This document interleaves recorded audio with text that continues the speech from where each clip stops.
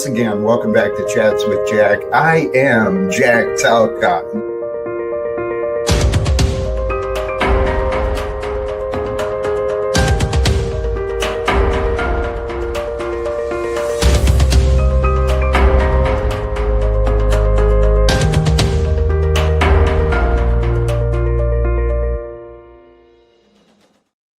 And greetings, blessings, salutations, and love. Once again, welcome back to Chats with Jack. I am Jack Talcott, and a happy Halloween to everyone. Blessings to all of you who are flowing in, who may flow in, who may tune in at a later time. Blessings to you sincerely. Thank you. I feel this, Trexty. It's all coming together, man. It is all coming together. Today, I'm excited with some ideas again. I do intend to drop the link. The topic today, conscious participation in creation. I want to talk about life today and what's going on in life and what we can do about life, right? In the background is what we want, peace. Peace is what is in the background of all my messages. This Tal quote, capture control of your life. Steer into the direction of your dreams. This lifetime is the lifetime for your dreams to be lived through you, just like me and everybody else. But what limits our progress is our reactions and our habits. You know, the things we do without really thinking things through. We do them subconsciously. Our reactions and our habits limit our progress when those are left unobserved, right? So what I found to be the key for self-mastery is self-awareness. Those two go together, which makes perfect sense.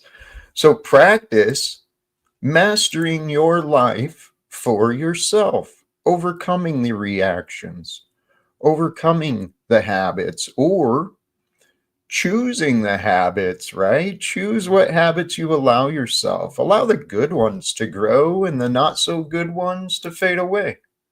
It's a matter of will, self-control. It all really comes down to God's grace, truly. Everything comes down to God's grace. It really is. I've been inspired again today. Words of scripture have moved me, and I was thinking earlier today, doggone it. I was thinking earlier today that I do get a little bit preachy sometimes. That is a little bit of me. And I never thought I would end up being this type. I never thought my life would bring me online, first of all. Second of all, to have me talking about God, man, that's just, I ain't got time for that type of nonsense. I couldn't imagine any of that going on for me. But yet, here I am. It is real to me. So if I'm real to you, then this is real, really happening. Right? And if this is really happening, then what I'm trying to offer to you is just a different way of seeing, different way of thinking. See, and as a matter of fact, I want to encourage you to develop the practice of silencing the thinking part of you, the overreactive part of you, the one that wants to condemn you and judge everyone else. I want to encourage you to break free from that part, right? Our breakthrough, no matter what level we're at, you know, there's greater to be found. And in that greater, we're going to have a breakthrough. Sometimes you got to go through a breakdown to find it. But, you know, behind the discomfort are the rewards. So you push through the discomfort. And the way I see it, my breakthrough, it's in the future. Maybe your breakthrough is in the future. And I hope that's the truth. And if you think about it, when is the future? Well, the future is now. It all starts right here and now. So maybe the breakthrough is right here and now. It's always possible. But what does it mean to break through? What are you talking about, Jack? I'm talking about the full surrender. fully surrendering to the will of God here in the moment, and then practice it, right? So you surrender it away and be with God's will for you to be. Because God's will is for you to be, and for me to be, and for the world to be as it is. But the wonderful thing about this life we've been given, there's always room for growth, right? Because it's in the growth that we find our improvement. And in the improvement, you find some growth. So we're here to surrender fully to the will of God, but that's actually not a bad thing. It's a glorious thing. Because should the idea and the path come for you, it really is. It's by the grace of God anyway. So what we want, what I found the path and what I hear others explaining as well, is the goal is to seek, right? And don't stop seeking, because those who seek shall receive, right? And you seek to receive the grace of God. The grace of God to open up your mind and your heart to the greater aspects of you. We always have the freedom to surrender and love. Because when you surrender the worries away, when you surrender the complaints away, you surrender the lack, you surrender the pain, you surrender the guilt, you surrender the resentment, you surrender it all away, and what are you left with? You're left with who you really are. And who you are in the eyes of God. I can only assume, but everything I've read and everything I've learned,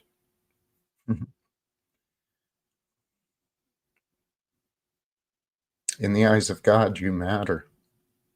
And so do I. And so does everyone else, right? Anything that is real matters.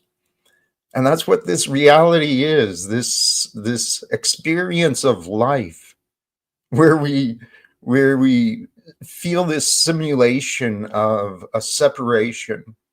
We only think we're separated from God or from one another because we believe in our identity. We believe that we are this separated body, this separated vessel. But beyond the separations, we are all united here in this world together at an amazing time of history. Because our ancestors didn't have the problems or conveniences that we do today. They had different ones. And I imagine if mankind, stops the pattern of self-sabotage, if mankind actually stops being stupid, and war is a sign of mankind's stupidity. It's a sign of insanity. Every war is insane because every moment spent in battle, even in relationships, every moment spent in battle is time where you're ignoring joy and love and praise. And you know what? I have not been paying much attention, but I'm just going to go ahead and drop the link, man, for those who may be around, may be interested. I don't have intentions of running real long. I know there's plenty of options, and today is Halloween, right? Today is Halloween. So it's a wonderful day. Oh, wow. I don't know if that's true or not. The full surrender in Arabic is Islam. Full surrender is the path. The idea of Allah being the everything, I can resonate with that. But many of the religious traditions, I don't get behind. I really don't get behind many of the doctrines. And this is where I don't know, I tend to cause reactions with a lot of people. But I do know all the reactions. They're not they're not only because of me. We live in a world where people have normalized these states of reactivity. It's what we have. The government is reactive. They respond and react to this, to the, everything is reactive. The world is so out of control, and yet there's a perfect order to everything, brothers and sisters, and the confusion and the contradictions of the world, the battles of the world, they can be real. And those things can cause you pain, they can cause you confusion. But in the greater picture, what's happening, all of us are these, I don't know the right words. I think you could just allow these ideas, see if it makes sense. But I think we all are like spiritual memories. We're spiritual memories who come through life to realize and interpret that which never was or will always be. We don't really know. All we know is the time that we are. This is a jade, I don't know, bead necklace. Not necessarily a rosary, though. No, I got it from a bald-headed Buddha collecting donations at the Trump parade. Praise God. This life we are living, guys, seriously, the life we are living is so, I don't know the right words. I mean, it's insane, it's crazy, it's beautiful, it's dynamic, it's scary, it's freaking hilarious, but it's really not that funny. I mean, the state of the world and everything that's going on. What God is doing with us is pretty friggin' amazing. If you think about it, letting us live every day, and we get to do whatever we want. And see, this is the realization I've had. See, when we surrender our will away, right? This idea of the message of Jesus is real, man. You're to humble yourself, confess and admit your weaknesses, your sins, repent, turn the other way, make a commitment, wash yourself, cleanse yourself of the problems of the past, the energies of the past, the darkness. Let it go and recommit yourself. Commit yourself to becoming the perfected version of you, right? If you work with God, this is my theory. If we work with God, God may allow us to become perfected. I think that's possible. Now, what does that mean? I don't know. I mean, because to some degree, everything is perfect already. I mean, it's all from God. I mean, and complaining about what God has shown, complaining about what life has shown, complaining about the fact that you have breath and the mind and the awareness to learn something about what's happening in the world or to feel something, it's a gift. We've been given this experience of life. Let's do something special with it, right? Let's try to do something that's never been done before in good ways, right? In loving ways, in fun ways, in creative ways, in generous ways. Be different, be authentic, be true to you. Because back to my theory, right? When we choose to sin, we make mistakes. Sometimes we're not truthful, sometimes we're not loving. That's when we miss the mark.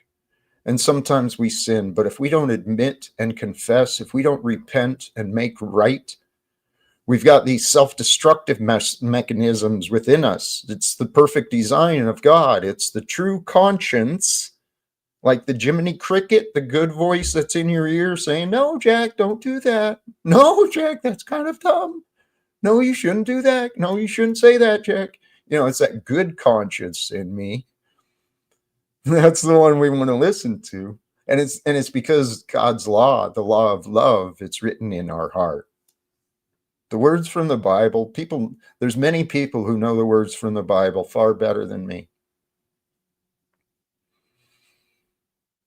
I sure feel like I know what they mean. Hey, we've got our first guest today, and I am excited to see how this goes. Welcome, Cage. How are you today? Yes, sir, Jack. How you doing, brother? You all right? I'm good. I'm feeling blessed. There you go. Name We, three things that you're grateful for today. uh, my breath, the feelings of pleasure, my comfort, my safety, my abundance. Yes, there's many. That's more than three. Yeah, Yes, well done. There's way more than three. If you had to categorize them into three, the top three, what do we got? The breath, I guess we can start with that one. You could breathe. Because my people can top, go without water, they can go without food, but yeah, you can't go that long without breath. So breath is a good one. my top three are probably my health, hmm my awareness, and my faith. What about the ability to help others with those three? I guess that's the fourth one because you can't pour from an empty cup, right? Possibly. Amen. Amen. hmm Well, and this is it. I feel that I have emptied myself of the evil parts of me. And when we do that, what's left? We're filled with the good parts. There's more space for the good parts, more time for the good thoughts. When we rid ourselves of the evil, dark, less than part of us, brother, we've been given this life full of evil and pain out of love, Mr. Murphy. Yes, and we have everything we need to overcome the evil in this world. It's up to us if we're going to be willing. But if we're not willing to believe that we can, if we want to believe we're victims, Mr. Murphy, yeah, guess what? That's what happens. You want to believe that you're the solution? Join me, Mr. Murphy. There's a greater purpose for us all, dude. All right, so I'm trying to be a realist here, Jack. So we started with the three things you're most grateful for. We are. So what's the three things you're most, the opposite of that we need to change in a way? It's not a negative thing, but you have to identify them to move forward. The, So what the are the three three? Yeah. the three things I want greatest to change. Um, that would be the relationship with my son, the relationship with, relationships, period. That'd be the number one thing. All right, number Um, two. probably finances or resources. And number three is opportunities. I'm still hoping for more invitations and more opportunities to come forth for me. Those are the three, I think. What about you? Grateful and want to change. What do you think? Nothing wrong with that, man. What's that? Nothing wrong with your saying at all. My number one thing would be to help others, but you can't help others unless you help yourself first and foremost, right? Can't pour out of an empty cup, kind of thing. It'd be an overfilling cup, right? It's kind of a tight wire where you're walking along the fucking thing. So happy Halloween. Talcott's throwing up fucking hand signs and mudras.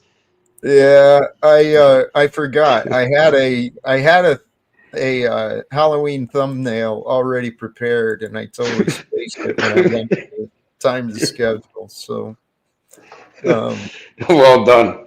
it Welcome is. back. Hey, it is. some people have, different ideas on Halloween, but as far as I'm concerned, well, let me not get into that. Hey, we've got another guest here. One, I welcome back. Thanks, Welcome back, Jack. Ben. How you doing, brother? I'm doing great. Fuck, where's Kane at? You got Cage, we're not Kane. Hey, what do you mean, AKA Abel? Welcome back. How you That's doing? right. I was given the name Abel actually by a prostitute who was talking to me through text, and she was a random, I forget what you call it, like a catfisher who was pretending she's some, I don't know how she got my name, but she kept calling me Abel, which is a weird name just to randomly assign someone. So I was like, I think that comes from the Lord. Of course, it doesn't work out well for Abel. He gets killed. Right. I was Oh, wondering. your own brother fucking bludgeoned you, man? That's like, or stabbed you or something? That's fucked up. I don't know who's Cain, but I have a good idea. But I'm actually not allowed to speak ill of this person legally. But anyways. Okay. But Jack, I had a question for you about this, like kind of like there's the good Jack and the bad Jack, which I think comes out of like Disney. What is it, like Yeah. Jekyll Like and Jiminy Hyde or Cricket. something? Cage. Jekyll and Hyde. Cage. Cage, please. There's the better you or the angels and demons. They have that kind of thing. Right. But Please check. But there's a lot of times in the Bible, like just this weird phenomenon where you know the story of Jacob and Esau. So Esau is the hairy brother. Okay, yes. And Jacob is not hairy. And his father goes blind and is going to give the blessing to his son. And Esau is the first son, even though they're twins. Hey, Jack, how are you doing? Even though they're Nice to see you again. twins. But Esau was the older son. So I think it's Isaac. He's gone blind. And his mother, when this man who has the right, he's the patriarch, he has the right to give his blessing. And Jacob's mother gets him to take a lamb and put fake like lamb's wool on his arms to make himself seem hairy, to pretend to be his brother Esau. And they dupe the dad into giving him the blessing. And now that's why I say God is very Jewy in the negative sense. Like, but God blessed Jacob, not Esau, even though he got the blessing through. So what I'm saying is sometimes those, negative, sometimes those, it's not always clear which side is the right side. I'm saying it's complicated. I gotcha. Because for the most part, the Bible does say to be honest. But then in a weird way, sometimes it kind of says, nah, you got to get paid and God wants you to get paid. Now, for example, Jack, you were just talking about resources. Now, yes, Grace here yesterday had her 23rd birthday yesterday. Yeah. And despite the fact that in many ways she's done everything you shouldn't do on the internet, she got like $1,000 from a bunch of guys, right? And I game the system. Very kind. I win. It has a lot to do with that she's a young female. It just has a lot to do with it. That's the way the world turns. You and me are lucky to get $2. We could be on here for 20 hours and talking about some really important stuff. But that's kind of the way the world works, and sometimes guys like you and me can do very well if we make it to like Jordan Peterson level. But generally speaking, anyways, so I just think it's interesting. I'm not saying you're wrong, but like a lot of times it seems like being really like positive and open and honest it's just not the way to go. You hear me? Right. I can see people that. write you off. A lot of people write you off. If They Donald do. Trump Yes. saw you, he'd go, "Oh, he's a hippy dippy. Yeah. Get him out of here." Right. And so how do you combine that, like, sort of? Well, Jack's not really as like hippy dippy as you make him out to be. He gave Adam some real. That was brilliant. Yes. In my opinion. That was brilliant.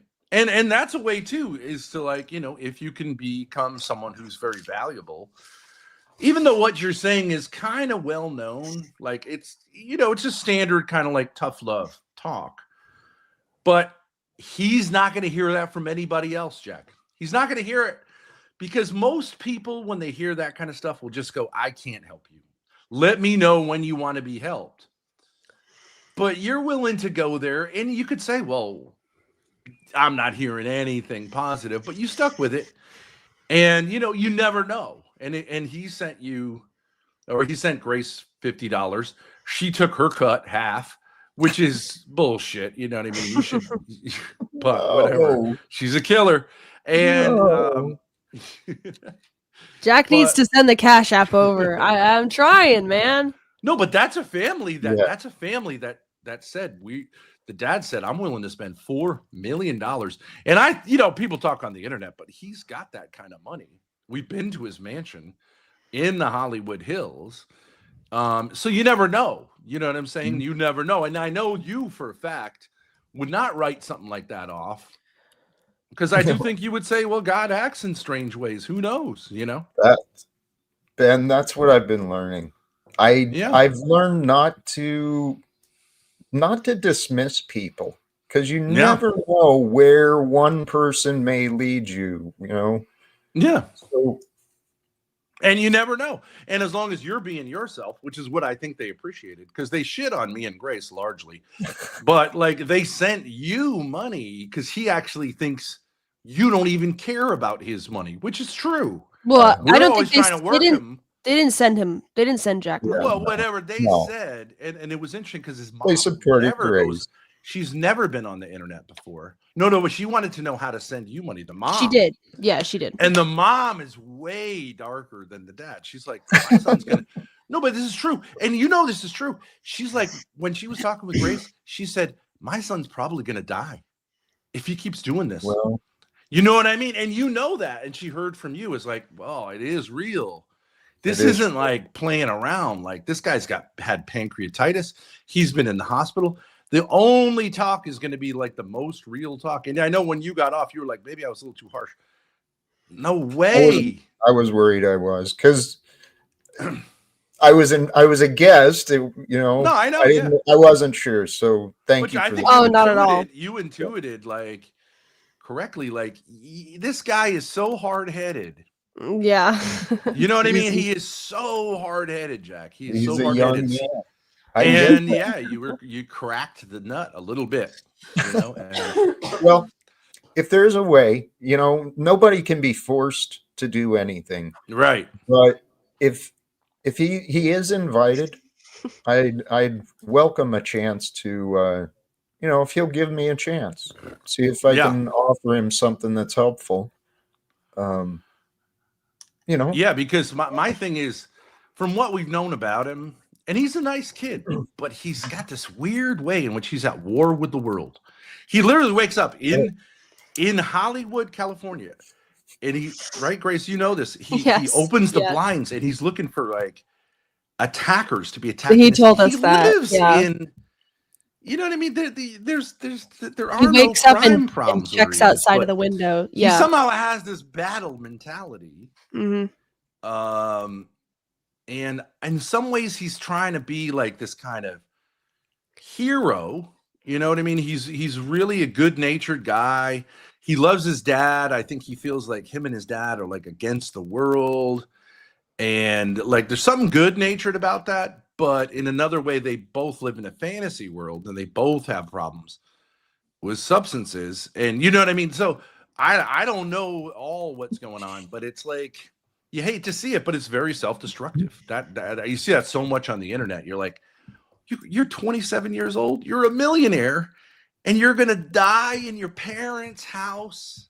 Mm-hmm. At least my thing with him is at least don't die in your parents' house. Don't do that to them, because that makes them feel like we were too loving to you. Like, just die on the streets if you got to choose. But being out in those streets may wake you up that you actually want to live. Do you know what I'm saying? It's kind of comfortable to die where you're not challenged, but like out in the streets when you're cold, you're going to get warm. Maybe. Ben, survival instinct. Well, each of us, if we don't work on improvement, we'll self-destruct and we'll find a rock bottom. Myself, I guess I was lucky. I'm a high bottom drunk, right? I didn't lose my career. I didn't kill anybody, Functioning. But I was functioning, but I was sick. And so I understand addiction. I understand those feelings of being on edge, ready to fight. And my my general answer for most people, they lack a bigger project in their life. They're not working towards something. Yeah. I think for him, this is my theory, because he said, oh, I've done construction, and we got together and I had him put just something that it just required 2 screws to put on, but he went up to do it and he was willing to do it on camera, but he actually couldn't get the screws in. And I was like, you've never had an older man. You know what I'm saying? And I felt bad because at first I was like, what's going on here? And I belittled him a little bit, quite a bit, saying like, come on, you just turn the screwdriver. But unless you've had a father figure who like follows through with you, you know what I'm saying? Yeah. Then you don't, it's not his fault. That was understandable. He's never been mentored like that, where it's like, you have to do this or you're not eating. He can always fall back and the dad will catch him. And I used to teach in high school, and I saw a lot of kids, and these were rich kids. They were in private school, and a lot of them, if you gave them a screwdriver, I don't think they'd know which way to turn it. And that's not really their fault. You know what I mean? It's not really their fault. Hey, that's something I learned. No one knows. People only know what they've learned. Yeah. And there's a lot of people, they just don't know how to take care of themselves. They don't know how to do anything. Yeah. Okay. Speaking of which. Right. Exactly. Speaking of Is that a Freemason skirt? Yeah. It's a kilt. Isn't that called a kilt? Yeah, it's vaguely. The apron. Oh yeah, like a worker's apron. Yeah. Mm. But a lot of these kids, you're part of the elite. The school I was teaching at, a lot of these parents, they were the parents had grown up poor as immigrants, and the dad had been the first generation to make it. And they had this mentality, I don't want my kid to have to lift a finger because of how hard it was for me to scrap. And I get where they're coming from. You know what I'm saying? I don't want you to have, I want to make it a smooth, but that's not good, especially for boys, especially not good for boys to say, you're going to avoid all the challenges of life. And I didn't blame the boys, but a lot of these boys were just incompetent. And I used to take them. I was the tennis coach, and I was like, we can just run from the school to the courts. Don't bother with buses and transportation. But we ran through a neighborhood. And after a few times of me running through this neighborhood, some of these kids told their moms, like, I almost got run over. And my point is, well, learn how to cross a road, But the parents called, and I was disciplined, and they had buses, and they said, don't ever take those boys through that neighborhood again. And I was like, well, I mean, they're 16-year-old boys, and this isn't like, 8-lane highways, but they're dangerous. But like, that was back in the 90s. I get where the parents are coming from. We want to protect our kids from challenges, but then I'm also saying, well, but these boys are never going to grow up. And those are the millennials today. I don't know how you do it when it's too late, and they're just used to having everyone else solve their problems for them. But well, this is the real society of today. Yeah.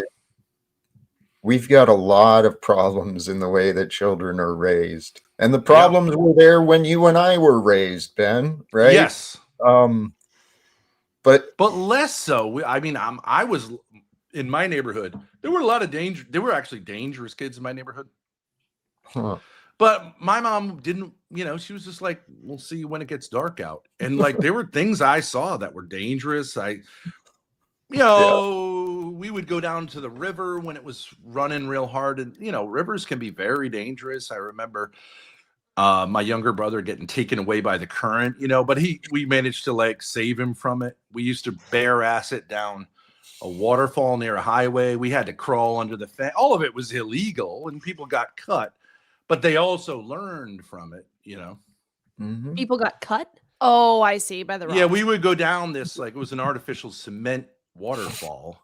Mm-hmm. But if you bare-assed it, if you were looking right on an 8-lane highway, if you bare-assed it, you could fly down it because the moss would grow on it and stuff. But it was a fun ride, for poor kids. Or we weren't really poor kids, but like, it's just something that people do. Kids will find a place to cool off in the heat of the summer. Now, no one does that stuff anymore, and the parents would immediately, so it's got its ups and downs. I agree with you, Jack. It's always kind of the same, but I remember when we were living in a poorer neighborhood, it was mostly Spanish kids. They would know how to avoid traffic, and they felt very comfortable around traffic being outside because, that's how you had to get around, to be with your friends. And suburban kids were kept inside playing video games, but right. So it changes, but yeah, those kids would be more adept, in a certain way. The immigrant kids have to learn how it works, not all handed to them. Well, as I said, there's been a lot of mistakes made in the past, but we have the technologies and the opportunities in this generation. I'm convinced we have the chance to change the world. And that's the goal I'm set on. It started with myself. I started changing myself. And what transformed me was learning about the truth, so I wasn't confused anymore about how the governments were ripping me off and how the corporations were really, manipulating everything. I didn't realize how evil the world was. Because I think kind of like along the lines of what you're talking about, Ben, in some ways I lived a sheltered life. I mean, growing up as a kid, the nearest neighbor was like a mile down the road. So there weren't a lot of kids around, and I just grew up on a farm? Out in the boonies, out in the woods. Really? It was beautiful. I didn't realize it at the time. I thought my parents were just poor, but my stepfather, he was very aware of the corruption and the society, and so he wanted his family safe. So we were kind of homesteaders out there, and so he went kind of away from the cities and the urban. Yeah, I got you. Yeah. So, yeah, I was raised in the back country. Almost like the Amish, but he was just doing it by himself. Pretty much, yeah. But well, that's cool. I'm sure you learned a lot doing it that way. Well, this is the thing. When I was facing eviction from my house, I'm wondering, what am I gonna do? And I see all these people on the streets. I'm like, no, that's not gonna be me. Where am I gonna go? I started remembering, the stuff I learned as a kid. I can survive. Yeah. Go find me a frigging cave. I'll go get a nice place in the desert where it's warm or some shit, right? Yeah, right. All right. Yeah. My dad it's like an insurance policy. Yeah. Like Grace knows how to dumpster dive if she needed to. Because we had to do that as a family for a little bit. Not because we couldn't get resources, just we psychologically couldn't get to the food shelter or whatever. And so you'd be amazed what you could find in the dumpster. Yes. You would be. Meat. These stores are forced to throw out stuff. Right. And it's a little bit dangerous, a little bit risky, but no one ever got sick. None of us ever got sick off the food in the dumpster. Literally, we'd have a whole freezer full of meat. It was crazy. But I'm not saying that she has to do that. It's just nice to know that if everything went sideways, she'd know where to go. You know what I mean? And Jack thinks the end times are coming, so even more handy. Well, I'm convinced it's the new beginning. Yeah. Truly. It's just always good to have a backup plan. That's all I'm saying. Yes. Did you end up having to do any of that stuff? Me? Yeah. No. This is the thing. I found faith back. I started finding faith in 2018, and things have been working out. That the Bible is being confirmed for me, and if things continue the way they have, and especially if I find a way to succeed, that line of seek ye first the kingdom of God and God's righteousness, and all else shall be provided. Somehow that's been happening for me.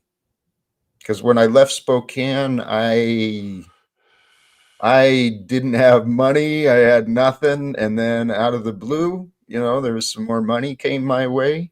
And I found a very inexpensive place to rent very easily. It was just things happened. So you left the Northwest, or you're just Spokane? Yeah. Okay. I did end up sleeping in the car a couple of nights, but that was as we were driving across country. I went from Spokane, Washington to Baltimore, Maryland now. Oh, you're in Baltimore. Yeah. Oh, I thought you were in Washington. Your number said Spokane. I was like, oh, he's in Washington. I was. Wow. Yeah. Now I'm in West Baltimore. So I went from growing up in the boonies to, near the ghetto-ish. Yeah. Is it rough? I've heard bad things, of course. Yeah, Baltimore has a fierce reputation, but there's always nice places.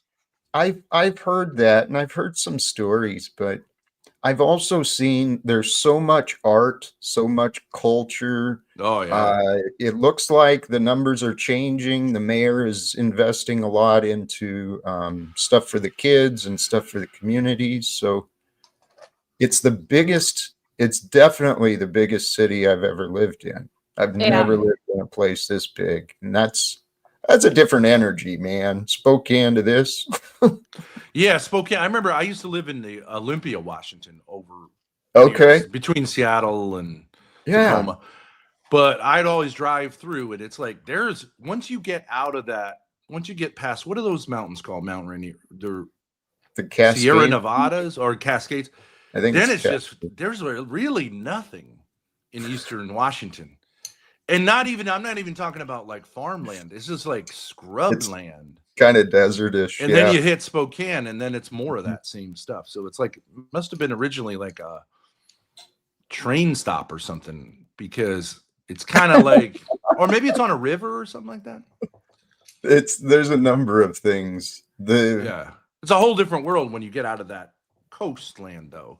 Yes. And I know Oregon's the same way. That whole Northwest is like, it's one thing west of those mountains right on the strip. And then it's like, I'm not saying it's a wasteland. It's that kind of scrubland. Like, Grace, you remember us going through New Mexico on the train? Uh-huh. It's like that. There's just not a lot of people there. You can't really grow anything. But it's not as and then you get to the farmland. When you get into like Idaho and those places, then you have the cornfields and all that kind of stuff. So it's interesting, but it's kind of it's not close to Seattle, really. It's not really.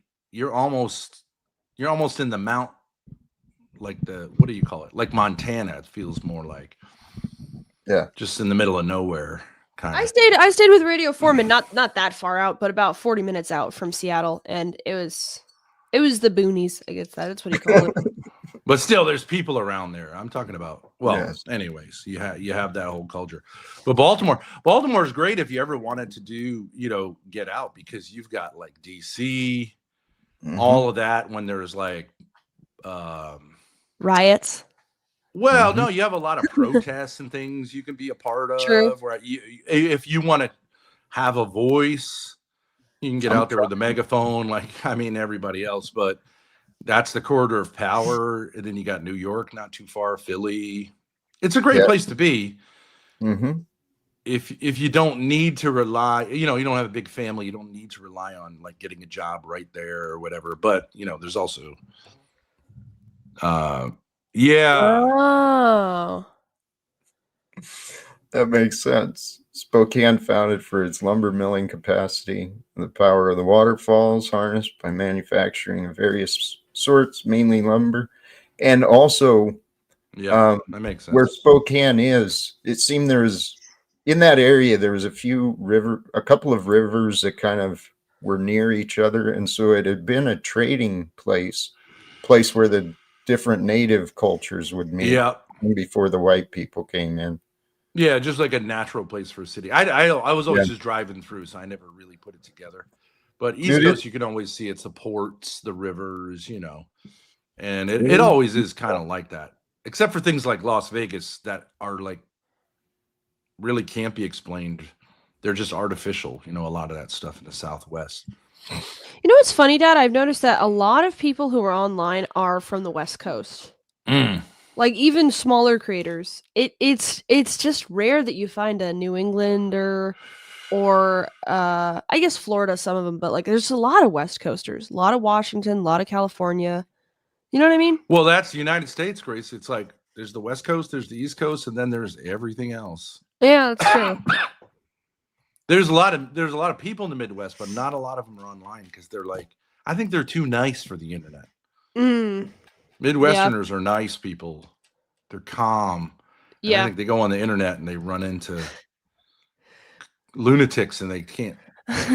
We went to where did we go, Dad? That was like a Midwestern themed cheese factory or something. Remember in the yeah. And these people like they sweet talked my dad into spending like $200 on cheese because they were so nice. You couldn't say no.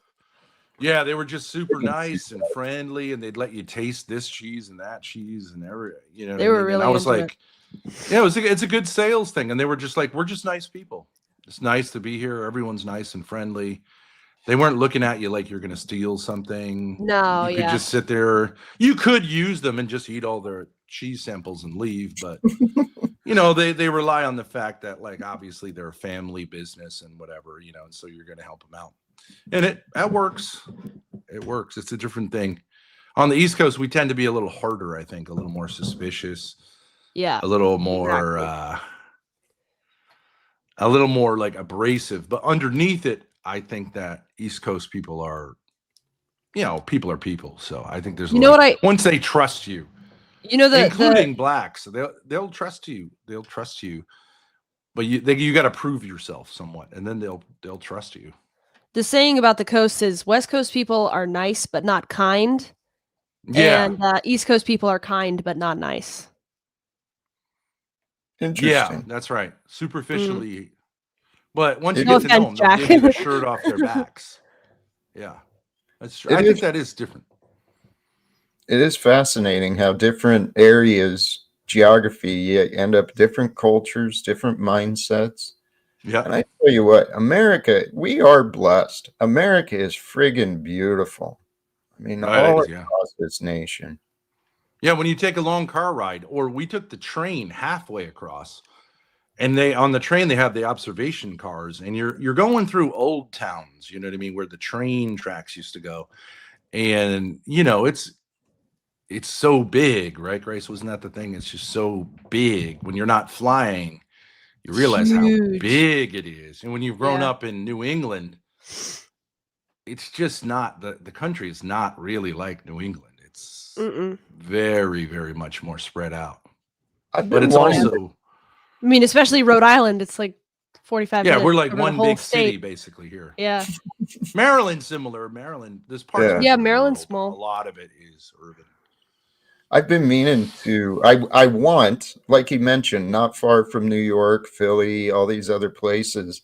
I've been meaning to explore, hop on a train and go take a trip, a visit. The train is a great way to travel, especially if you're streaming. Although the Wi-Fi is not as good as you'd think it would be federal. But I don't know. You get federal benefits, right? As opposed to worker, not really. They don't give you discounts because Amtrak's federal too, but it doesn't work that way. I thought you meant that like because he's like I thought you were saying like you got that AARP, right, Jack? No, I mean it's a federal. No, I the post office is federal, Amtrak's federal, but I guess it doesn't all work out that way. They keep them separate, but yeah, it's a great way to travel. And Jack, Grace could give you a lot of help with IRL. You know what, that when they do IRL, like, I find it nearly impossible to keep track of what the camera is showing at the same time you're part of it. She's so good at it. And people love it. Yeah. They absolutely love the human interaction, because online there's only so much you can do to, kind of crack a nut or have that, but in person it's kind of a different world, and it can be very interesting. Unfortunately, a lot of it ends up being shenanigans, where just somebody ends up having a conflict. They call the cops come. That's part of the shenanigans. And that's kind of stupid. But that's what young people tend to do when they have those opportunities. But I do think that people with a little more maturity can do something a little more interesting. Have you ever thought about having like a table, not change my mind? I know you're not a super debater like that, but that kind of thing, just like, yeah, kind of bring your message. Spiritual chats with Jack out on the street. Yeah, that could work. Here, Lalo. Yes, there's a lot of things. I've got a couple folks in the back. I'm going to. Yeah, we're not trying to monopolize. And see actors and LARPers. Is that Brown's boy? Hey. All right. Yeah. Hey, how you doing? Good. Hang on. There's another one here. My question is, yeah. Okay. Go ahead. Oh, my question is, have you had any update on meeting with the PDF billionaires that you claim will help your goal? I have not yet. Sorry to ignore that question. I saw it but no, I've not made further progress or made connection to the PDFs who I believe can. I don't know if I want to wish you good luck to meet the PDFs, but we'll check in again another time. Thank you. Hey, much love. I appreciate that. Thank you for checking in. Here, we've got a. Look, there's another great Jack Talcott. Here, you're one of the kings of thumbnails. You should do this for a living, Jack. I have support. We have WAIA. Hello, Jack. How are you? Oh, okay. I think I recognize that voice. How are you? Weaponized Autism Intelligence Agency. That is correct. We're evolving.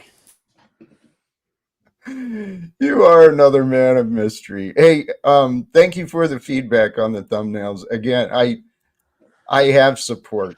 This is where it's really fantastic. Yeah. Yes, thank you. And it makes a difference. It makes a difference, A lot of people just they don't invest in their thumbnails. And here, we got something else here. Oh yeah, I wanted to bring this up. This is, hold on one second. I just had her name up. This is oh yeah, you ever heard of this Mildred Norman. Mildred Norman. She was an American spiritual teacher, mystic, pacifist, a vegetarian activist, and peace activist. And she walked around America just spreading her message. She was the first woman to walk the entire length of the Appalachian Trail in one season. Damn. She would have been a great streamer, Yeah. That's amazing. Yeah. And she didn't have enough, like she didn't have enough. She wasn't like necessarily Catholic or Muslim or Jewish or, right. You know what I mean? She was just, her message was peace, and she was able to spread her message pretty well as a streamer. I think she would have made big money, and she wasn't afraid. Also, here's an old woman. People would say, well, you're going to get attacked. You're going to get, this and that. But her point was, well, I'm just walking around. What would anyone want from an old lady? You know what I mean? And I don't think anyone ever bothered her that much. 7 cross-country walks. It's crazy. That is insane. I mean, this is what I mean. Women like that, I'd not come across that, but there are so many amazing people, amazing stories. People really are incredible. But at the same time, holy cows, man. The ones who are subconscious, the ones who don't think clearly, I think they're the ones who are running the governments. And that's kind of nuts for the rest of us. Yeah. Well, I think the people running the governments are conscious. They know what they're doing. I don't know. What's that, Ben? But you never know. You might be in the right place. I remember one time I forget where I was, maybe at a casino or something before we were streaming. And who comes down the hallway but Bill Gates? I didn't say anything to him, but he's there for like a chess convention or something like that. And if I had something to say to him, I could have said it, but he just, I was just like, well, I don't want to bother him. I don't really know what to say, but sometimes the Lord puts you in this place, but you got to get yourself out there. He's not going to come knocking on your door, but if you get out there, you never know. You're in DC, you could run across, who knows, just walking around, Well, Ben, yes, I keep that. You live near DC. That's why you're like, I want to talk to these people. I'm like, what are you talking about? You live in Washington. No, this is actually why I ended up in Baltimore, because the people I want to talk to are in DC, and it's a little cheaper here in Baltimore than the DC area.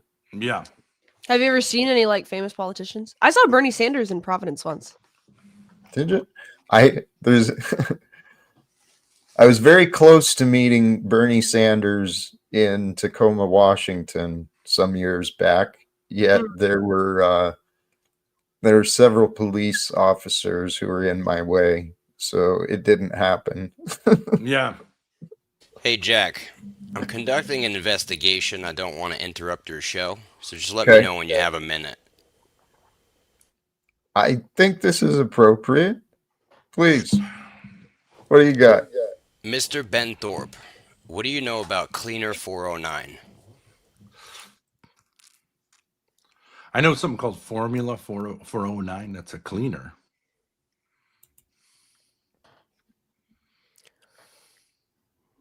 Is it all you know? That's all I know in regards to 409. What is this?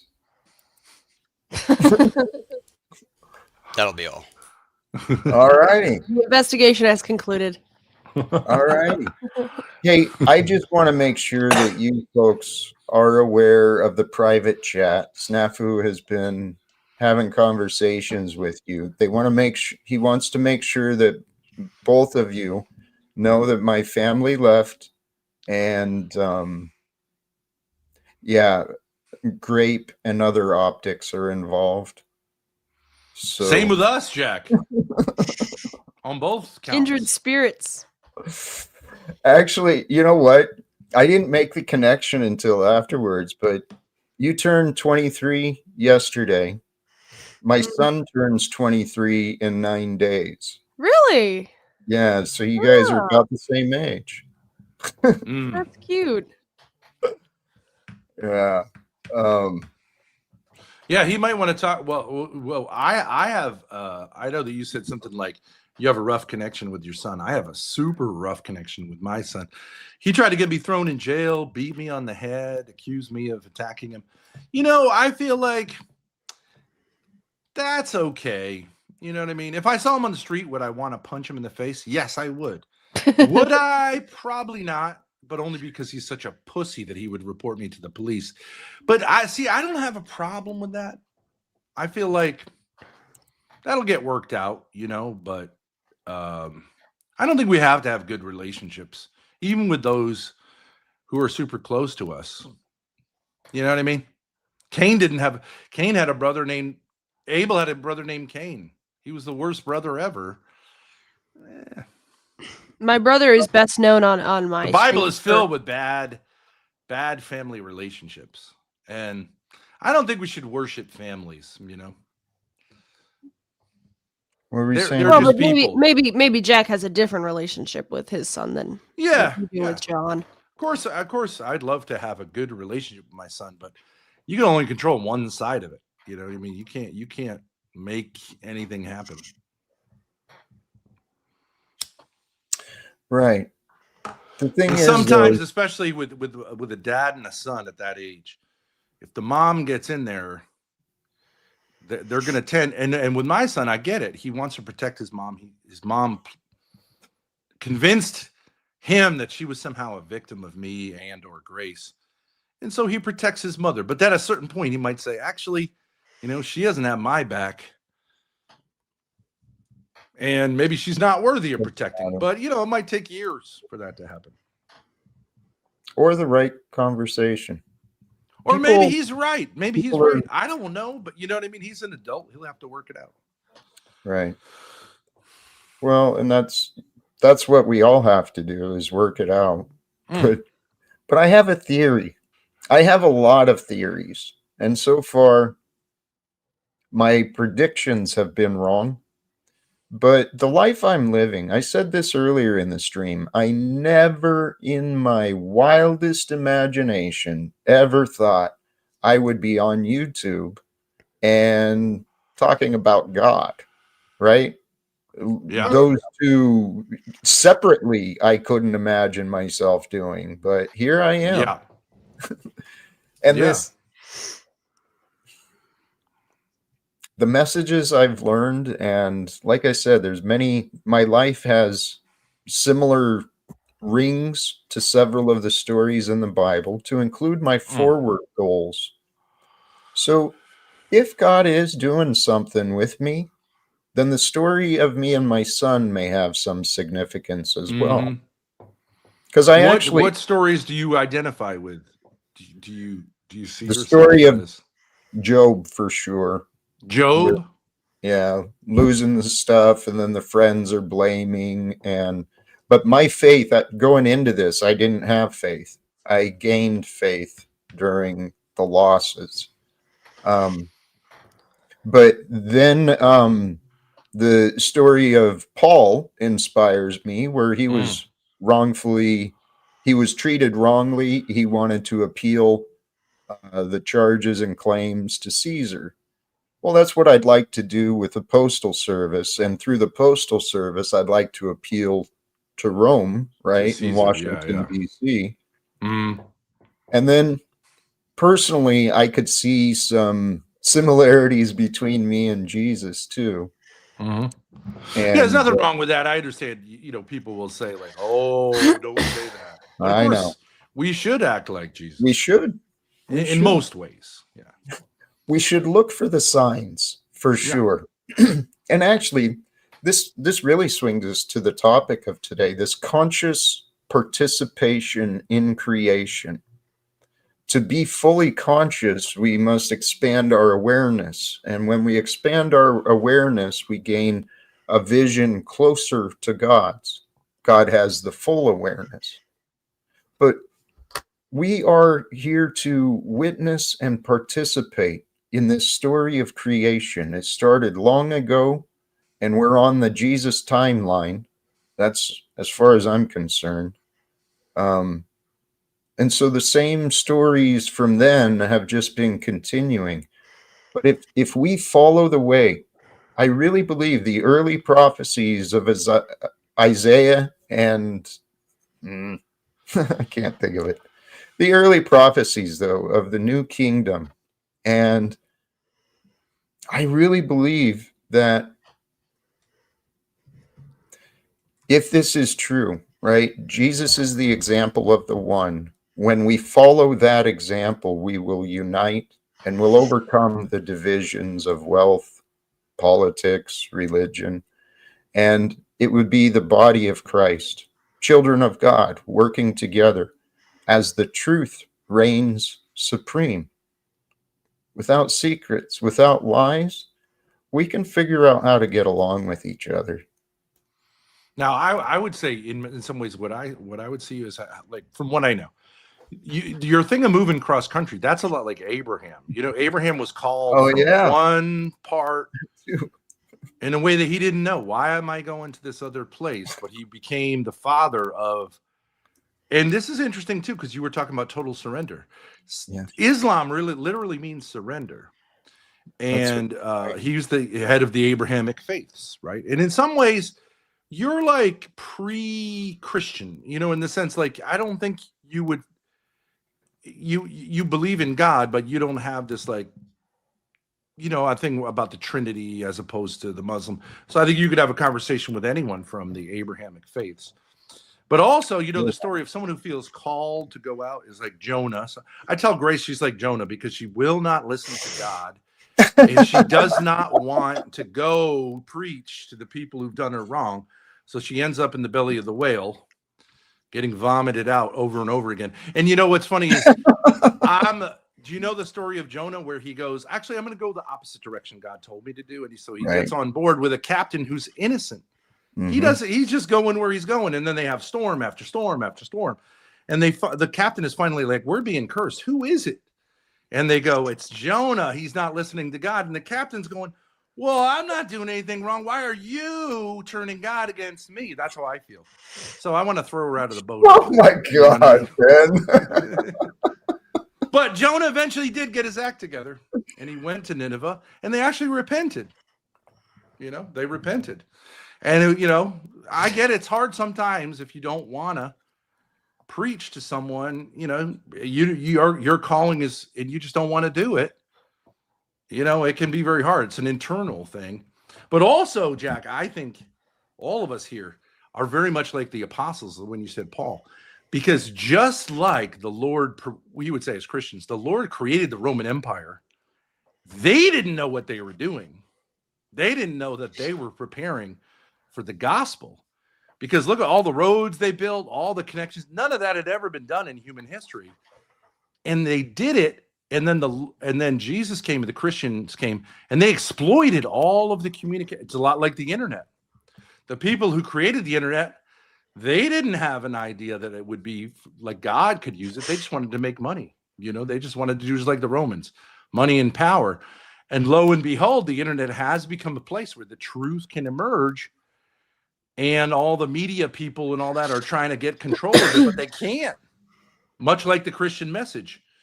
And, they took down Rome. They took down the greatest empire in the history of the world without bloodshed, And so I think that could be, those are powerful images. Yes. And I think it's important to have those identities. And I think you're also like John the Baptist in the sense, you're out in the wilderness, preaching. Everyone tells you you're crazy. Yep, screaming in the you wilderness. Got the long hair, the beard. All you need to do is eat grasshoppers like he did. I did that when I was young. Say he's eating grasshoppers. So, dude, yeah, you never know how the Lord's going to use you. Ben, that's what I realized in the story, and this is what has given me hope too, is God does take the ones that God uses, he'll take them through trials. They will be mocked, they'll be ridiculed, they'll even be hurt. Well, I know I've been through my tests, and I know where my heart is. My heart is pure. I don't have any vengeance about me, no hate. And not a lot of guilt anymore either. Right. Because I stopped doing things I felt guilty about. I just stopped feeling guilty. You know what I mean? But I do think shamelessness is part of it can be. I understand there's a role for shame, but caring too much about what other people think, that's never going to get you anywhere. So in a sense, it's better to own who you are than to cover it up. You know what I mean? Yes. Even Paul, before he was a Christian, he was outright killing Christians. Right. And he never really apologized that much for it. He's just like, yep, had it wrong. No, he didn't. Just got back on his horse and started doing right. That's why another thing I tell Grace is like, yeah, you've done evil. No one cares no one wants you to apologize. Just start doing right. You know what I mean? Well, Yes Some and no. people need that middle Yes. period. Other All people right. just need to get on their horse and start, working for good. It's just they're different modes, different people, different characters. It is. But, And each of us is developing our own character. And the way we learn who we are is when we're faced with the struggles, the temptations, the betrayals, right? Yeah. That's where we truly figure out, who the hell am I? Yep. And you said something about resisting the pull of God, right? Not wanting to go where we're pulled. The biggest example of that for me was the Bible. Never wanted to go to it. Never wanted to look at it. Didn't want anything in it to be right. And yet, turns out that's where I was supposed to look. That's where the answers. Well, and what you do with the Bible is, and I've said this before, from a Catholic point of view, you're not in like the Catholic thing, but you don't claim to be. So I have no problem if someone says, I'm in this middle place, or I'm in this place. And in many ways, I think you look at Jesus the way Muslims do. He's a prophet. You don't spend a lot of, I don't know that you spend a lot of time thinking about like the sacrifice, the resurrection, in terms of like, should I go to church? Should I be a member of this group? Whatever. And I think that's okay. I would just say, I'm where I am. You're where you are. You're not claiming to be, a Catholic. You're just saying, I'm a Christian. I'm a believer in Jesus as a teacher. And I don't have any problem with that. I think it's people who claim to be something they're not. That's the problem. And that's what our world is filled with. But Jack, I want to say this thing with Adam. You never know. It's worth pursuing. You cracked something in him. You touched him in a certain way.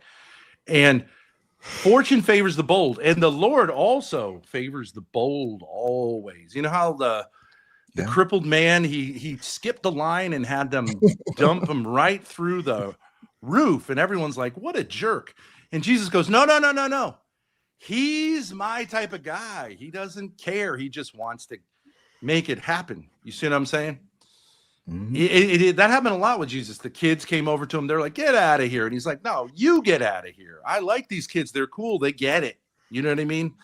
And over again, you see that in the scriptures. People nowadays, they think to be a Christian is to be nice and wait in line and play by the rules. No. The kingdom of heaven is, what's that? How's that go, Grace? Is subject to violence.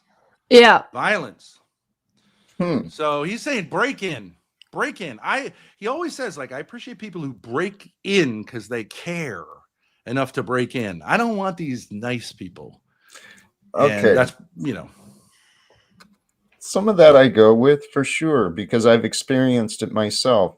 If we're weak and timid, we don't win. You got to be bold. You got to ask. You got to put yourself out there. Yeah.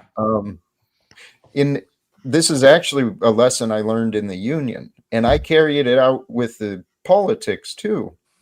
As workers and citizens, I believe we have the responsibility and duty to invite ourselves to the table. Anytime there's discussions going on about policy, we should be inviting ourselves to be there, especially if we can bring a positive influence. And that goes to the scripture too. If we were bold in our faith, taking steps towards greatness, taking steps towards health, towards solving problems, dude, this world would change so quickly. It really will. My dad once told me there's some kind of quote, if two people truly believe in the gospel, they could change the world. Something like that. You could move mountains, right? Yeah. With a teaspoon of faith. And that's true. And even one of the things that used to get me, because I was a good guy. I had a job, all this kind of stuff. But then all this kind of crap happened, which wasn't my fault. But, you get in the internet and people decide you're the evil one. And I went to jail. I got arrested a bunch of times. But then I learned, actually, the more the cops show up, the higher our views are. It's a weird way in which, like, you can win by losing. And you spend every cloud. After you spend a few nights in prison, You get it. They're not going to really do that much. They don't want you there. They know you shouldn't have got arrested. And now maybe we'll sue some of those people, some of those municipalities, because they didn't do it right. But, you know, you'd be surprised how the Lord can turn something which looks like, because that's when you're like a white guy in the world. You're like, oh, the last thing I want is to go to jail. They use that fear against you. But then when you go to jail, at least with me, you know, it was fine. It was interesting. I learned a lot about myself, you know. I was only there for 12 days. I'm not saying I was like some Nelson Mandela, but like I would go back. You know, it wouldn't keep me from going back if I had something that I needed to do. Whereas before I would have kind of been like avoid at all costs. You know, it's liberating in a certain way. And the first time is always scariest. Right? First time we experience something new and different. And they do a lot of the stuff they say they'll do. You know, they look into your anus and all that stuff. You know, that's very humiliating. Naked. You know, and it is intended to sort of like let you know. But once you've done it once, it's like, okay, well, you know, have at it. Well, the greater point that I think you were getting at is the way that God does. He'll take something that appears real dark, and it can become the greatest blessing for us. Yeah. Right. My drinking, my alcoholism, it was hell. You know, it was hell on me and probably those around me. But it helped me become this path that I'm in. And even the military service. Had I not served the military as a kid, I may not have cared about Veterans for Peace. Right. But now these are the things that I am. And I know when I was in jail briefly, a lot of these guys, you know, it's jail that broke them. You know what I mean? It might not be. It wasn't for me, really. I didn't learn anything because I didn't do anything wrong. But you know, for a lot of these guys, it's like it was good. It was good because jail is clean living. You know, it's 3 squares, and there's no drug. At least where I was, there was no drugs, there was no sex, there was none of that. So it's like a monastery. It's like a forced monastic retreat, and you learn a lot about yourself when you have 23 hours a day to stare at a wall. And you know what I mean? You figure out what's important to you, and they didn't allow us even books in there. See, so, that's no TV, absurd. A lot of those guys went crazy, and I feel bad for them. I can imagine. That'll make you crazy. Well, it's because it was intake, Jack. So they want to torture you, so you take a plea deal. Yeah, it's like this weird. It's not it's not prison. He wasn't convicted of anything. Take the deal. Right. I didn't admit to something, but I did nolo contendere, and I don't mind that either. I compromised my values. You are a scumbag. But they tortured me. That's not fair to say. No, it's under duress. Absolutely. We're going to send you back to the torture chamber. And I'm like, I'm not going back there. Well, you did learn. You learned through that. Myself, I didn't go to jail, but I got locked up in a hospital and all this bullshit. And I tell you what, it was right after that I started learning about our overcrowded jails. How people in the community were being thrown in jail, having to wait a week, 2 weeks before they get even heard. So it's innocent men and women locked up, waiting for a chance to prove their innocence. Yeah. Well, that was me. I did that too. And I was like, okay, well, I saw the similarities to what I experienced and what other people experienced. So check. Prison reform is on my checklist too. That's another one of my passions that I want to destroys men. Yes. It destroys men. And it's not a lot of guys who look like me, honestly, but it's a lot of these guys that we think, you know, minority guys who we dismiss easily, but like they get picked up for baloney, Jack. Baloney. Right. You know, there's a guy in there, he punched his own wall in an argument. Instead of punching his partner, he punched the wall in his own place. And he's in jail. Do you know what I mean? Like, and she didn't even call. The neighbors called.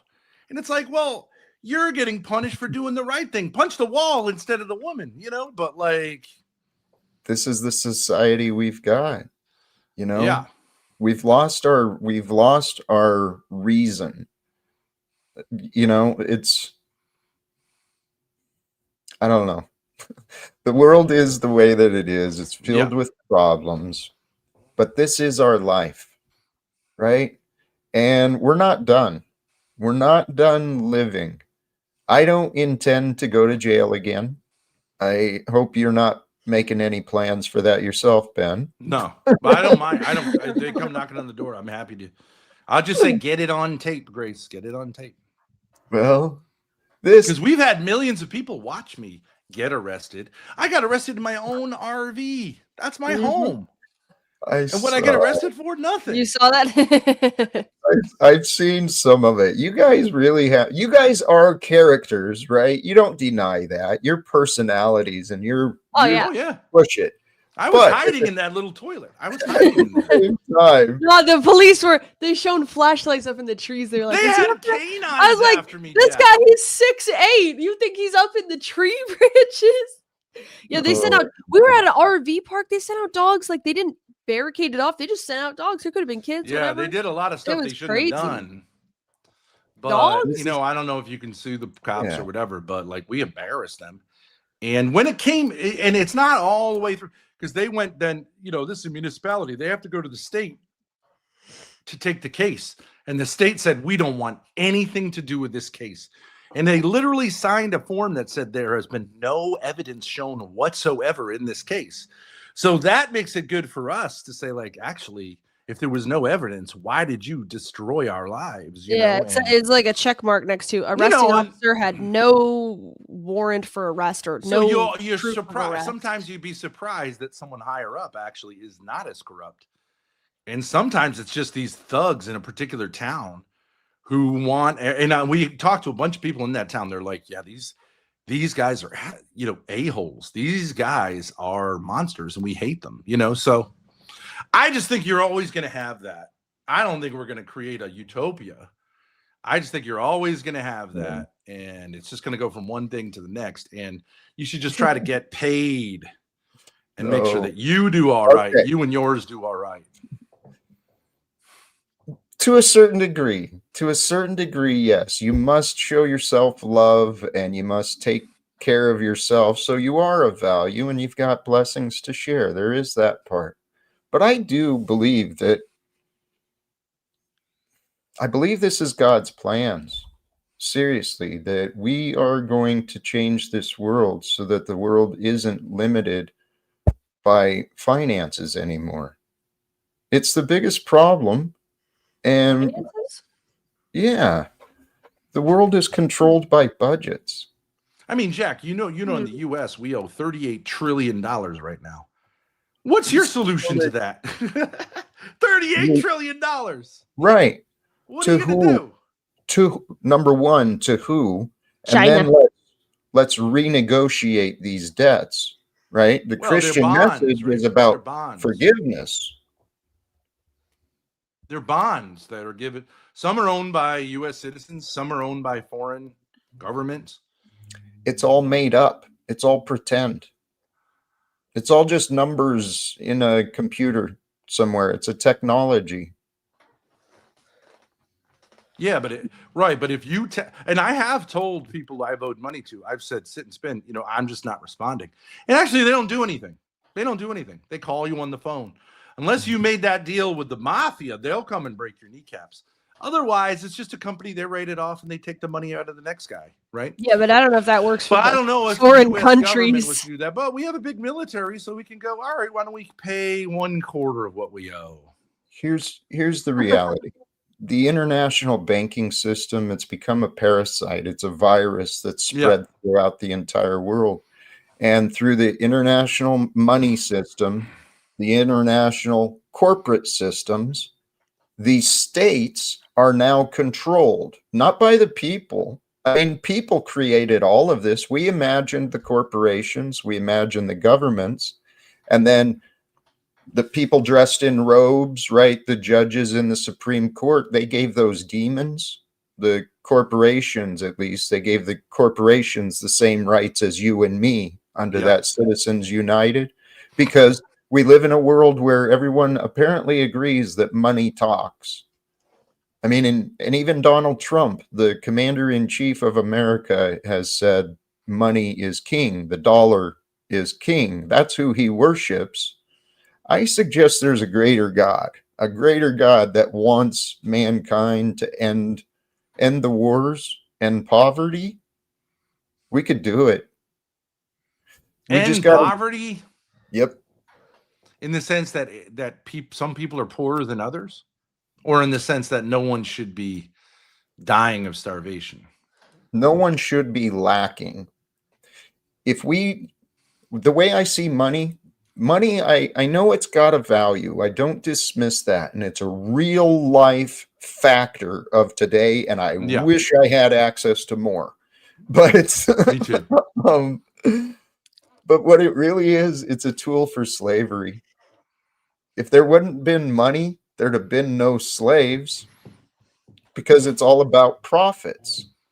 But and now we've got this society where we are so advanced. We've reduced the cost of production in so many different things, so many different ways.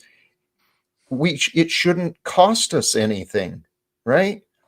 If people use money as an excuse not to share, someone could have the resources and the knowledge, have everything that someone else needs to change their lives. But if there's not that money to exchange, people don't share. And so I believe that if we didn't have secrets and lies, if there was true transparency in the administration of politics and economics, particularly, we could raise the standard of living for every human being on Earth. So do you think, let's say everybody in the United States got a UBI, a universal basic income, like, let's just say food was free, clothing was free, education was free. Do you think that people would contribute, or you think they would just sit on their asses and dissipate? Because I think the latter. My mind goes to the workplace that I remember. Right? The workplace I remember, we got people, all sorts of people coming in to work for the same job, same operation. Yeah. There was so many days I came into work, I was carrying around so much anger over the divorce, over my bills, over this or over that. I wasn't paying attention to my job, right? And so I started thinking about that. That was part of my plans with the Postal Service. I couldn't solve the money issues with everyone, but I could help them with their thinking. I'll be right back. The idea was to make a world where if people aren't stressed out about having to pay the mortgage, pay the bills, pay the fines, do the registering, the licensing, and the reporting, we'd have more time for each other. And then if we have more time for each other, in theory, we'd be more willing to give of ourselves and, put out a good day's work, help someone else out. Yeah, but isn't that the theory of communism, basically? It's along those lines, but the communism of the past, it's been just like the capitalism of today. It's been a top-down approach where the state has had the power. And I think there's got to be a way, using the technology of today, you get some innovative minds together, we could easily create better ways of democracy, better ways of distributing, because that's we could create a better economy. Because the economy, it's not just the money, it's the distribution and the flow of resources and energy, education. I just think there's a place, you probably would agree with me on this. Like when I owned real estate, I appreciate the fact that if I put hard work in, it paid off. And it paid off in real money. And that people I was competing with who didn't do those things lost. Right. So I had a real incentive because, it was for my family, for myself, and against other people, including my tenants. I wanted as much money from them as I could possibly get from them. Right. And I wasn't in the charity business. And if they couldn't pay, hey, find someplace else to live. And I didn't mind that because it It was fun to me to say, like, okay, I got control. Yeah. And the problems I had were with, you know, there always are problems. And there, of course, are people who manage to say, like, oh, give me a break. And you give them a break and then you learn from it. But by and large, I like the idea of, in many areas, like here on YouTube, I'm glad it's competitive. I'm glad you have to work. I'm glad you have to grind and beat others. You know what I mean? I don't think it should be. I don't think it's what you learn. Okay. Sorry. But I agree. It's not for the sake of hurting other people. Right. But I do think the innovators should be incentivized over the people who are just lazy and are just, you know, same old. And you're one of them. You're one of them. But weirdly enough, I really do mean this. It's like only a handful of people I would say this. We've met dozens of people. You're one of those you have the talent to break out. You have a unique kind of voice, unique expression. Thank you. And it should be much bigger. But I think my one criticism would be, I think you let a certain group of trolls just keep you to themselves, and they love feasting on like this kind of thing. And you need to tell them. I always tell this to we ran into a lot of black creators who I thought some were very talented. But what the black folks end up doing is they say, if you go to those white people channels, you're selling out. You're not a real black. And I was like, no. Don't listen to those voices. Don't listen to those other black people. The worst enemy of a black creator is black people, honestly. And that's true of everybody, right? No prophet is as degraded as in his own home. Yes. You know what I mean? So the people you started with, tell them go to hell. You know, try something real different, and you'll find, because Grace, you always got to ask the young girls what they think is cool. That's what you know, even younger than Grace. That's where the next trend is going to be.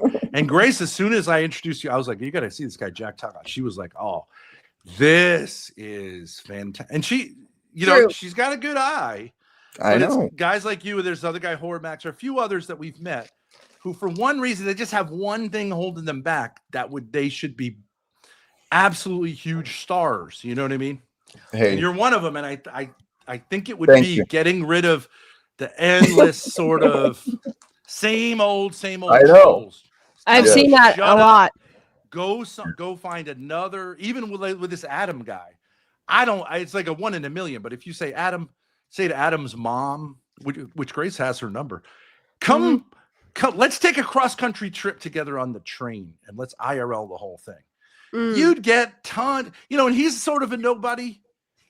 I don't want to see him go home, but he can't be with us because he's too chaotic. And I don't know what alcoholism is like, but you say, like, you know, tell that mom, fly me out there, give me $1,000 and I'll keep him, I'll at least give him a better shot than he'd have going back to the same old, where he's dying. And his mother will say, he's dying. He's going to die, you know? But you got to put yourself out there. That's the only thing. Thank you, Ben. And that's, you know, I respect and I appreciate the feedback. I've learned a lot in my time online. And actually, similar to what you're describing in me, that's what I see in your daughter there. Grace is a star for sure. She's got something. We run into the same problem too, though. This is the same group you get comfortable with. And I've been trying to tell her, you got to get out of this. It's kind of, everything becomes a ghetto. Yeah. You got to take a chance, right? Get yourself into a new situation, bring new people in, you know, and sometimes you get it right. Sometimes you get it wrong. But you're never going to get out of something if it's the same thing, you know what I mean? Right. And it is fun. People loved that interaction you had with Adam. They loved it. Thank you. True. And it was new for our channel too, because we usually have, frankly, just these assholes who come on who are crazy, right? So they're like, what's with this guy? What is he? What's with this religious guy? No, they're like, he's a nice guy. The Thorpes never have nice guys. Yeah, they always bring some crazy asshole who's got, you know what I mean? So, but that's mixing it up. That's what I'm saying. I'm not gonna lie. I considered, because you two are wild cards. You really are on this. And in a way, that's kind of where I'm at. I'm people aren't sure what to think of me. Many aren't. Exactly. Right? Yeah. And so I do think I'm sincerely. My faith is that God has been preparing us, that the past was preparation, that we are on the winning side. We are the winning side. And well, it's interesting when you just spontaneously said when you got off the horn with him, you said, I feel in some ways called to play this role, which is a little different than the political role. There's no reason the two can't go hand in hand. Right. Like a Dr. Phil also has a lot of political. You had Benjamin Netanyahu on. Okay. The two aren't, but it might be one is the one, and I always say, look for a sign, look for a sign. Look, this kid's name is Adam.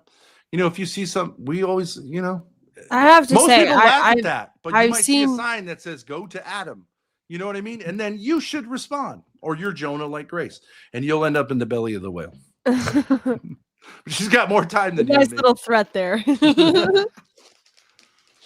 No, I just have to say, no, that was I'm not glazing. Like that was I've just never seen you. I've seen you come alive for us. It was just so interesting, I just was like, oh my God, how is Jack not like a sponsor, an AA guy, a guide, mentor with this stuff? It just I think you kind of are to these trolls, but they're just there with that kid for hours in person, haven't we, Grace? Like hours and hours and hours. Yep. You cannot crack him, and he just always says, "You suck. You're retarded. You're right." And I'm somewhat tolerant of it, but he's never said, even through the subscriptions, like "thank you," But he did it with you instantly. No, that was.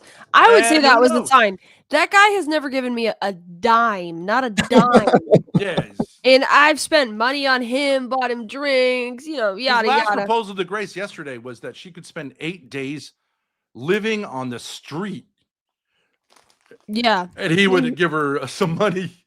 He said he would he would be homeless if I was homeless. I was like, dude, they could spend 8 days homeless, a 23-year-old girl. So, I don't You never know. Yes, you don't know.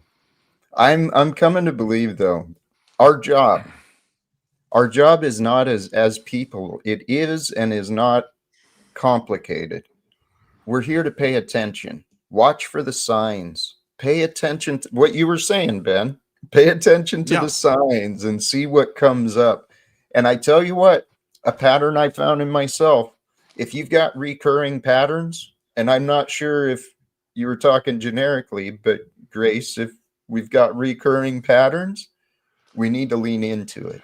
There's something there that we've got to figure out. And usually what I found, it's exactly where I don't want to go. It's the answer I don't want to accept.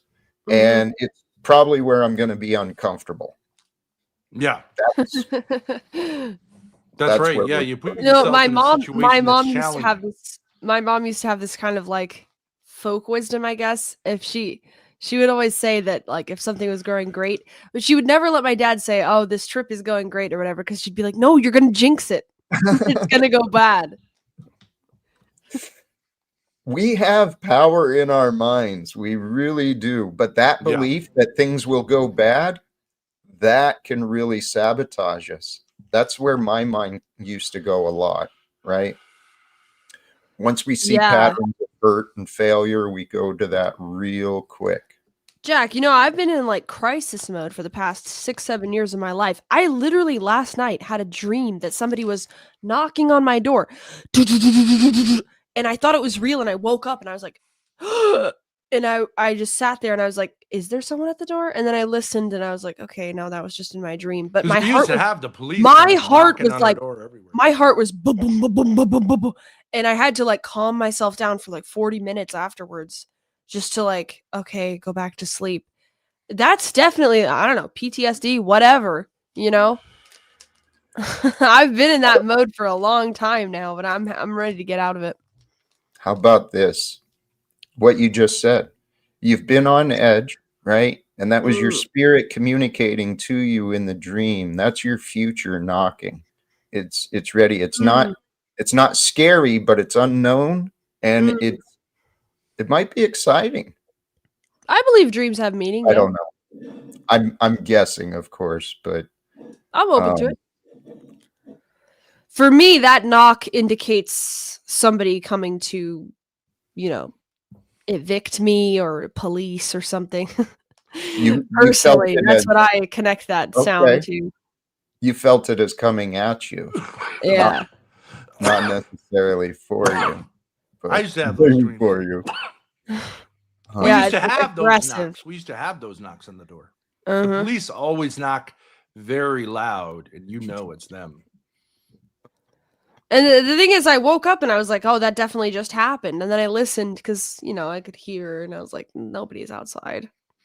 It's a weird thing, Jack. I think you know this too. It's the internet. Is like you do open yourself to hostile attacks, but you also open yourself to connections you would never have had otherwise. And when I was a kid, could I have imagined I could talk to someone in Africa? Right here on your panel, someone could pop in. Tell me what it's like to live in Kenya. Yep. How amazing and wonderful that could be. But it usually ends up just people yelling at each other. You know what I mean? Right. But that's up to us how we're going to use it. Well, and yes, everything in life. We don't necessarily choose what comes in and out of our life. We can try. We get some say in what comes in and out of our life. But whatever's in our life, it's up to us. What are we going to do with it? And it's real easy to think small. Just think like our mom and dad. Think just like our neighbors. It's real easy to lose sight of how big this world is. And this technology, it is such a gift. I mean, social media. I've got friends in Kenya and Nigeria and Ethiopia and Ireland. I talk to them regularly. Yeah. And we have weirdos. And we're welcome to the weirdos. Grace got shoes from someone yesterday for her birthday who wanted to see her feet. And whatever he does with her feet, she put on the shoes nice and slow for him. But she got herself a beautiful pair of shoes out of it. And I don't really care what he does with that as long as he's not in our house, Oh, are those the ones you got? Those are cute. They're cute, It's a nice pair of shoes. There's nothing wrong with them. I thought I saw some black ones, but those. Yes. You got those too, yeah. These ones too. I saw those. Very pretty. Very cute. Yeah. Nice. And there are females. Grace has been with like women who are like, oh yeah, you could do this foot thing and make thousands of dollars, but then it goes down the wrong path. I think. People have been telling me that I'm gonna open an OnlyFans for 3 years now, 3+ years. The OnlyFans. But you can run it. I want Jack to do an OnlyFans too, not a pornographic one. You know what I mean? But like just so you could do a therapy OnlyFans. You don't have to do what everybody else does. You can say, hit me up on my OnlyFans, Nothing intrinsically wrong with doing an OnlyFans. No, you're absolutely right. Andy, thank you for the contribution. Love you too, brother. Appreciate it. There's a lot of opportunities, and there are some incredible options for us. My mind, I am paying attention. Grace, a question came up because you mentioned you've been dealing with a lot. I'll be right back. I'll leave you guys. Something that I found real helpful. Do you have a practice where you relax, where you detach from the chaos and all of that? Have you found a way for yourself yet? Okay, so when I go to sleep, I watch TV, then I scroll Instagram reels on my phone, and then I put the phone down, and right before I go to sleep, I've gotten in the habit of saying the Lord's Prayer, the Hail Mary, and the Jesus Prayer. And I just say those 3 things, and then I start yawning halfway through, and then I go to sleep. That's about it. But okay. All right. So someone sent me this, which they told me it was an addict thing, but it's called the Serenity Prayer. Do you know? Oh, beautiful. Yes. Yeah. The Serenity Prayer. Yes. That's a powerful one from the rooms of AA, but they told me it was an AA thing. Yeah, it is so true. It really is, Grace. Lawrence, thank you. Has Grace ever had a French doodah? I don't know what that is, and I'm sorry. I don't know what it is either. Sounds interesting. My curiosity is piqued. I don't know. Here, actually, Crystal Shaman, she got it. I do not meditate. No. Okay. It's something I'm a that very active spirit. I find it hard to meditate. it will be. It will be hard for you. It'll be challenging for you. I can see that because you've got this energy quality to you. Me, I'm more low key to begin with, so meditation for me might have been pretty natural. But it was a challenge for me as well. But truth, I tell you what, there are I've said this before. Non-sexual orgasmic feelings can be within the body. It's like I believe that. I believe that. I believe that. Tell her the story of your hands-free orgasms. It all starts with breathing. It actually does. It all starts with breathing. These bodies we've been given, our modern education systems and the society, even the medical professionals, a lot of them, they don't see how incredible this is, this body. There's a God who loves us, and that God has spent, well, I don't know, as they say, billions of years creating us. And so we are the ones who are alive today. We get to consciously participate in the creation of the future.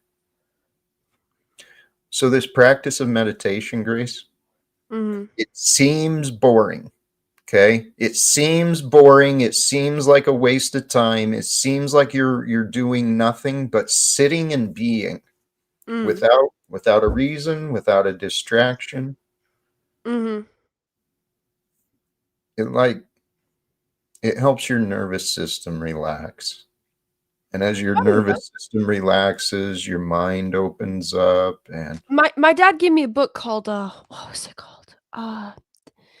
The Cloud of Unknowing.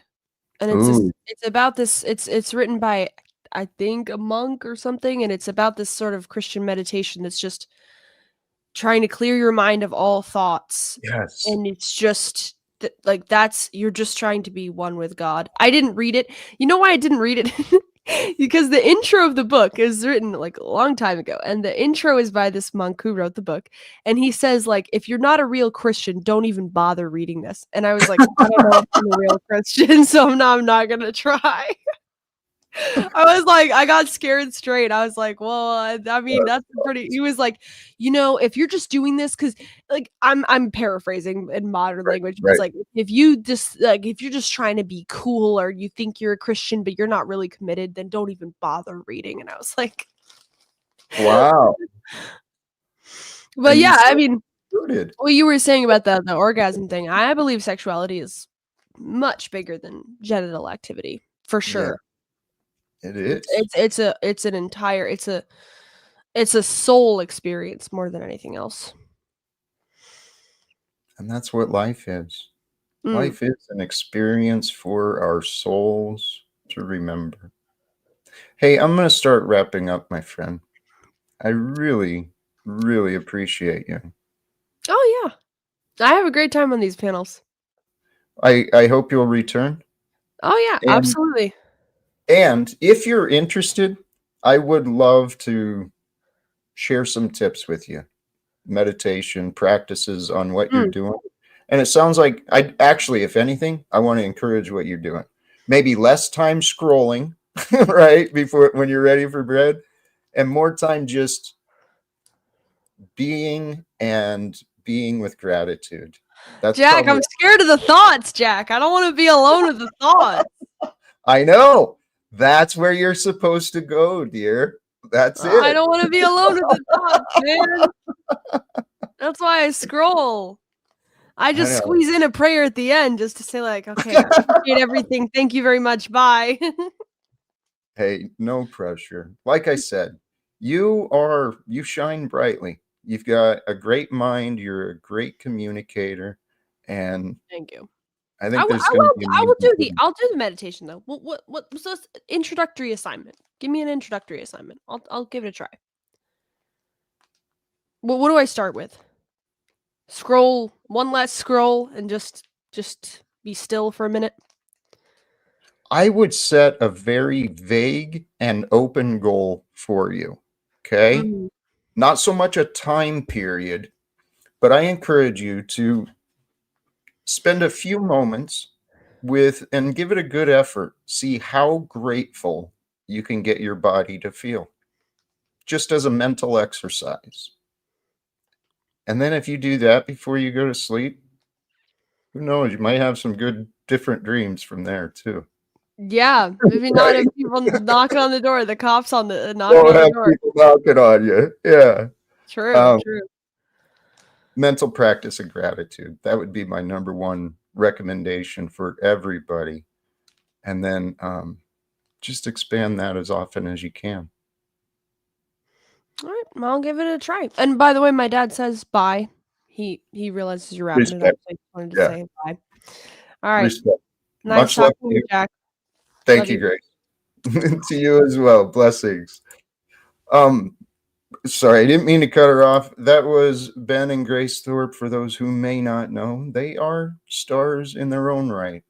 And this YouTube experience, brothers and sisters, for those of you who have found your way here to this channel, for those of you who do subscribe and you check in with me regularly, thank you. Know it is appreciated. And also know that just like me, give yourself some space in your mind. Allow these ideas to be real for you too.